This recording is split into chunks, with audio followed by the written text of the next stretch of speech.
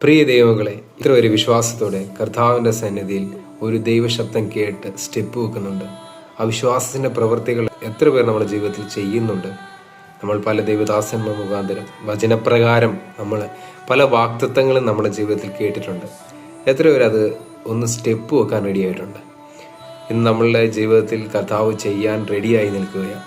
ആ വിശ്വാസത്തോടെ അത് ഇറങ്ങി പുറപ്പെടുമ്പോഴാണ് നമ്മുടെ ജീവിതത്തിൽ വലിയ വഴിയും വാതിലും ദൈവം തുറന്നു തരുന്നത്.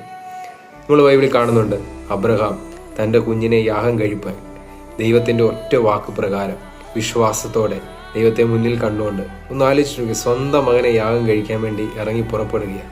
എന്താണ് അവൻ്റെ ഉറപ്പ്? ദൈവം അവനൊരു മറുപടി കൊടുക്കും എന്നുള്ള ഉറപ്പിൽ വിശ്വാസത്തോടെ അവൻ പ്രവർത്തിക്കുകയാണ്. നടന്നു സ്വന്തം കുഞ്ഞിനെ യാഗം ചെയ്യാൻ വേണ്ടി. അവിടെ ചെല്ലുമ്പോൾ ദൈവം അവൻ്റെ ആ വിശ്വാസത്തിൻ്റെ പ്രവൃത്തിയിൽ അവൻ്റെ മുമ്പിൽ അത്ഭുത വഴി തുറക്കുകയാണ്. അബ്രഹാമിൻ്റെ മുമ്പിൽ പ്രതീക്ഷയ്ക്കപ്പുറമായി ഒരു വലിയൊരു അത്ഭുതം ദൈവം തുറന്നു കൊടുത്തു.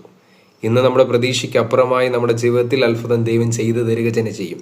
ദൈവദാസന്മാരുടെ കൂടെ കേട്ടത്, ദൈവവചനത്താൽ നമ്മൾ കേട്ടത്, കർത്താവ് നമ്മളോട് പറഞ്ഞത്, പ്രവാചകൻ മുഖാന്തരം നമ്മളോട് പറഞ്ഞത് ഒന്ന് വിശ്വസിച്ചുകൊണ്ട് ഒന്ന് സ്റ്റെപ്പ് വെക്കാൻ റെഡിയാണെങ്കിൽ നമ്മുടെ ജീവിതത്തിൽ അത്ഭുത വഴി ദൈവം തുറന്നു തരിക തന്നെ ചെയ്യും. ദൈവവചനം പറയുന്ന യാക്കോബ് 2:26 പറയുന്നു, ആത്മാവില്ലാത്ത ശരീരം നിർജീവമായിരിക്കുന്നത് പോലെ പ്രവൃത്തിയില്ലാത്ത വിശ്വാസവും നിർജീവമായിരിക്കുന്നു. വിശ്വസിച്ചൊന്ന് പ്രവർത്തിക്കാൻ റെഡിയാണെങ്കിൽ, സ്റ്റെപ്പ് വെക്കാൻ റെഡിയാണെങ്കിൽ നിർജീവമായിരിക്കുന്ന പല അവസ്ഥകളെയും കർത്താവ് നിറയ്ക്കാൻ പോവുകയാണ്. ഈ